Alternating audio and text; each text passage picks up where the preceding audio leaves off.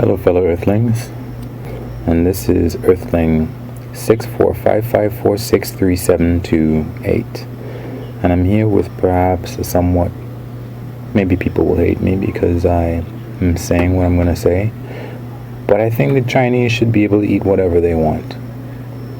Yeah, I'm talking about dogs or cats or whatever it is that they might come up with. Maybe we should just leave them alone. Of course, aside from the title of this piece, there are some caveats, there are some buts. I was thinking about it the other day, and after the Cultural Revolution, I presume, after the Chinese Civil War, millions upon millions of Chinese people died of hunger. And that's not something that I often hear mentioned when people screw up their noses and are disgusted by the idea that Chinese and other Asian people have eaten or continue to eat or may have eaten dogs and other animals that we might consider to be cute. Just because we see things to be a certain way, we should not assume that they've always been like this. Yes, China and many Asian countries are a lot wealthier now, but they went through hell. A lot of their population went through hell to be where they are today. And when you're in a situation where you are reduced to eating anything that you can put your hands on, I think that that's where you end up beginning to eat things that, whatever it is, that people might consider to be taboo. I'll give you an example. There have been Westerners who have eaten dogs, and I'm sure they were very, very grateful for those dogs. On the, I can't remember which mission, whether it was, I would presume it was the Antarctic explorations, or could have been the North Pole explorations, I don't know for certain. But explorers have run out of food, they have run out of resources, and they have had to end up eating their dogs. Of course, I think some of them ended up dying because of it, because apparently dogs' livers have toxic levels of, I think it's vitamin A. Carnivores, or some carnivores, have toxic levels of different substances in their livers, and unfortunately they didn't know that, and they paid the price for not knowing. So there have been times when people have been reduced to doing the unthinkable. Now, I don't know if across the board Asian countries have been like that. Actually, let me think about it. As I recall, I think in the Caribbean and maybe in South America, some of those people, native peoples, had a history of also eating dogs. It's possible. But one of the things that always gets me somewhat upset when I hear people, now let me be clear, I love dogs just as much as anybody else in Western countries. We used to have a dog. Well, I didn't used to have a dog, but a family member had a dog, and I was 100% on board with treating the dog as nicely and as good as possible. I personally have never owned a dog, and I probably will never own a dog, because they come with a level of responsibility that I do not think I will be able to, I would not be proud of the level of which I feel that I might end up treating the dog. I have no intention of doing anything bad to the dog. I have no intention of mistreating the dog. But if I go on a trip for 3 months or a month or 2 months, I don't want to think of what my dog would have to be going through. I don't want my dog or any animal that I have to be spending hours upon hours locked in my house or locked in my yard or a particular part of my yard. I I don't want to have to deal with that responsibility, so I don't go out and have a dog. Aside from the fact that I never entreated my mother to get a dog. I think she has a problem with a lot of animals, like she's afraid of them. But yeah, the dogs that I have been around, the animals that I've been around, I've always tried to treat them as good as I could. Don't even think I could probably even... I could kill an animal if I needed to, but in the instances where I have found myself and I thought that maybe it was a good idea, I had a rabbit that was ill, and I took it to the vet and I wanted to put it down, but the vet was like one of these, I felt like a number, statistic. The vet saw the animal and decided that, okay, let me clip the teeth, give you some ointment for the eyes, and get out of here. $200 or however much money it was.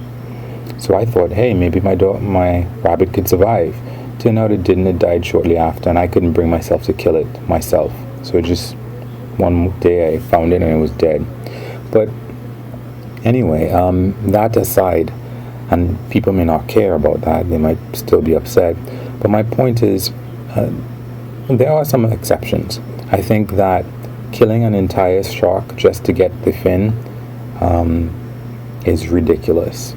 Obviously, it's not sustainable, and it's very, very wasteful. So I don't agree with that. Getting tiger parts in order for medicinal purposes, I don't agree with that either. If we had like a whole bunch of them, sure, why not?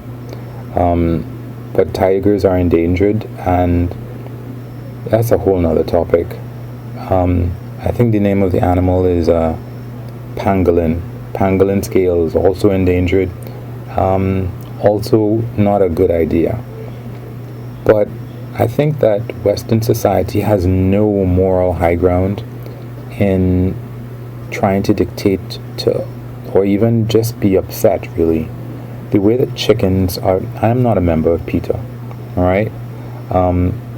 I see that other animals are canines, and they eat other animals for their food. They probably can't eat corn. They probably can't grow corn or any other food like that, so they have to eat it. So that's natural.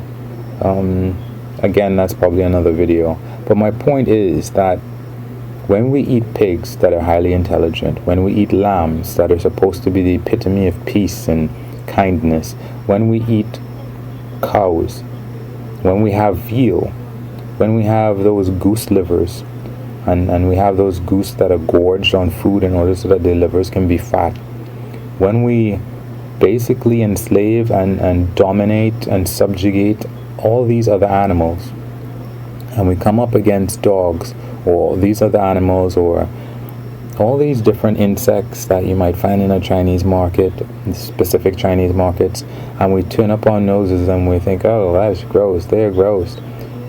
I think we have no moral high ground to have millions, if not billions, of animals in horrible conditions all over the planet, and we happily enjoy their flesh whenever we feel it's necessary, however many times a year or a week we eat them, to turn around and say, no, not this animal, that's going a step too far.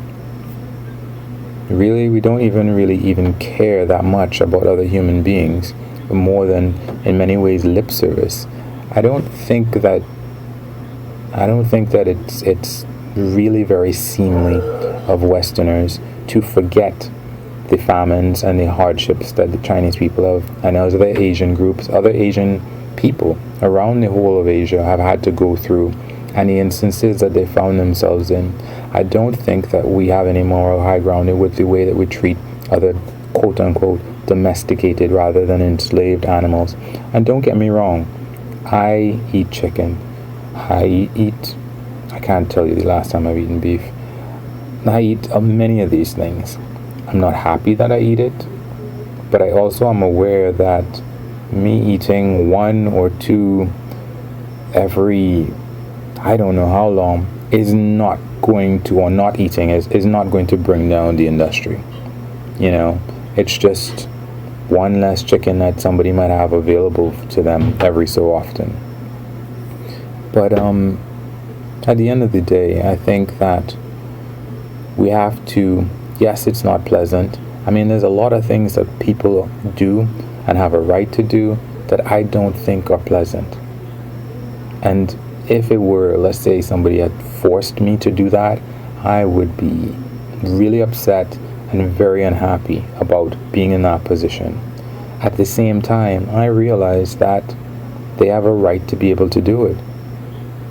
I mean, I can't even think of a really good example, but I think people really need to be a little more accepting of things that we really might not have any idea as to where the origins come from, as to where the people, not even the origins, the present day situation of some of these people are like. And yes, I think it would be great that they don't, maybe they kill these animals humanely, somewhat humanely. But again, what are the conditions that they currently live in? And I know there's something that I hear all sorts of times where people say things like, you can't judge people by our modern standards.